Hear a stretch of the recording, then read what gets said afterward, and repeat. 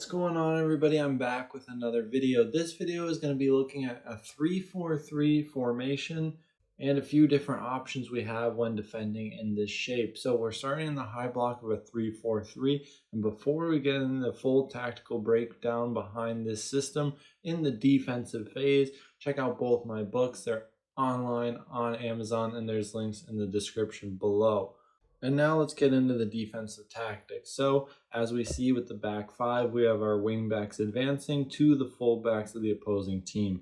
This leaves us with a 3v3 at the back and numerical equality. So the wing backs will then be in close proximity to start to help with second balls and potentially contest for 50-50s if the team in possession does elect to go long. So now we have our midfield three from our other team covered by our two central midfielders, and our number 9 using his cover shadow to block the number 6.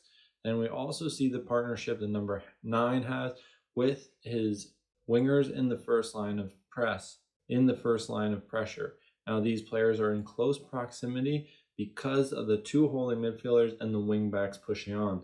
This then gives the wingers more freedom to then go and press straight away and to have a faster press time when the ball is played. So our central defender in the offensive phase gets the ball, and now our narrow wingers can have a more vertical line to go and press the central defenders, allowing them to press quicker and having this response time decrease. The two holding midfielders can then shift over and create numbers situation around the ball, giving our team a man-oriented aspect in this high pressing situation.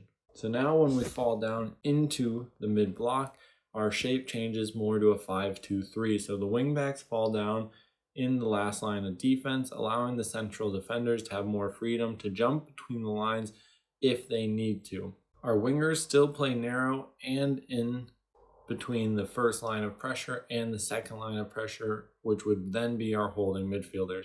So they have a very flexible shape in this midfield third, and with this flexibility allows them to then go jump and press, as we see here, using their cover shadows to block access to the fullbacks and force play into central positions where central defenders can jump to then go and make challenges, or our holding midfielders can use man orientation to block access in key areas.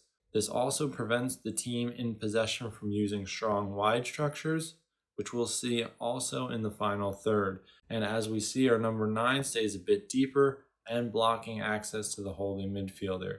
And as we see, we can even go more drastic to have a 2-1-2 pressing situation to then have our number 9 drop in almost as a third midfielder and have then our wingers invert even more and press from out to in, really emphasizing and forcing the ball into central areas to try and create a progressive transition going forward. So from here, we'll then look at the low block situation that we can create using a 5-4-1. So our wingers drop down alongside our two holding midfielders and create a very structured 5-4-1 low block with very little space between the lines.